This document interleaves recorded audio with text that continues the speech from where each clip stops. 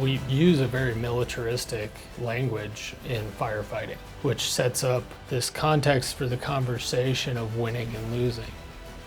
The culture there is like, we're gonna get people out there and get it done. We gotta change the context from can we to should we. We have other options out there. We don't have to just go headlong and suppress something right away. There are different ways to fight fire. It's all about the right strategy and the right place and the right time.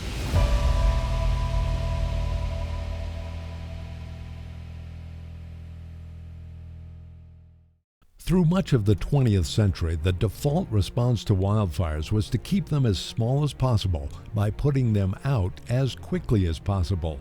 Firefighters going direct. Even now, this response remains central to firefighting strategy, but even if it works, when we take actions, they have immediate and long-term impacts, right? And so when we're choosing to suppress fires at the smallest footprint, we know by doing that, we're not addressing the long-term issue of fuel accumulation and hazardous fire conditions. We're starting to think about things from a bigger picture and looking at what is the deferred risk if we put a fire out now. Sometimes we still just hit that easy button and put a fire out when maybe that's not the best answer. The fire on the east side here is held up above the creek. in 2023, the San Juan National Forest responded to a succession of fires using a variety of tactics. One approach, on land where fire was previously suppressed, allows naturally caused wildfires to begin to restore some ecological balance. Such fires also help protect communities and infrastructure by reducing the potential for future high-severity wildfires.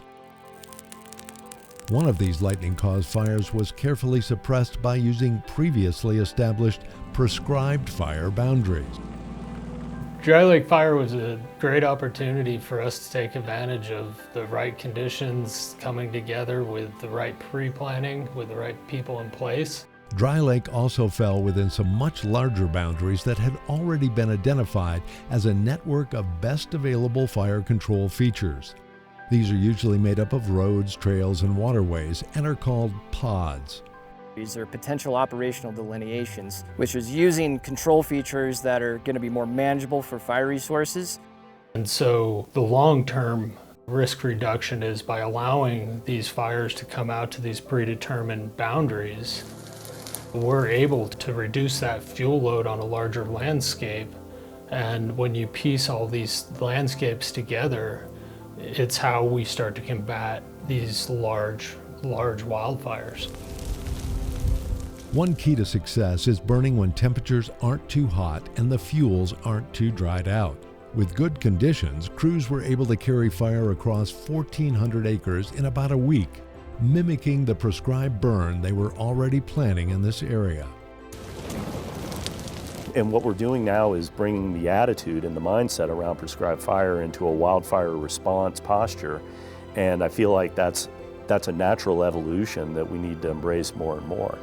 Many tree and plant species have evolved by adapting to fire.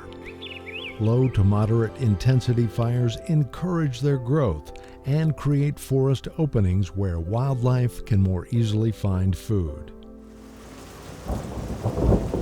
The South San Juan Mountains were the site of another lightning strike, which became the Quartz Ridge Fire. Pretty remote, rough terrain. What kind of the resources we would need for those actions? Fire managers now have a suite of risk analysis tools to predict wildfire growth and guide the response. Those tools help them decide that Quartz Ridge and a second remote fire could be managed without taking direct suppression actions. You know, we're trying to make that shift away from always feeling like we have to go direct, even when we know it's not a good idea. It's been ingrained in us for so many years. Steps were taken to protect private property closest to the fires, just in case. Even with great analysis, careful monitoring, and lots of hard work, any fire can become a threat as conditions change. Having fire on the land always poses risks. And we have to own it. We have to be transparent in our communication about the fact that we are dealing with these events. They're not perfectly predictable. For the San Juan National Forest, what's been effective in communicating to our public and to our partners and learning from our partners, because it is a two-way street, is taking the time to have the meetings, build the relationships, invest in the process with collaboratives and stakeholder groups far in advance of implementing tactics or strategies that people may or may not understand. What we need people to understand now is that on fires like Quartz Ridge, you won't see a steadily rising containment number because that's not the measure of success for all fires.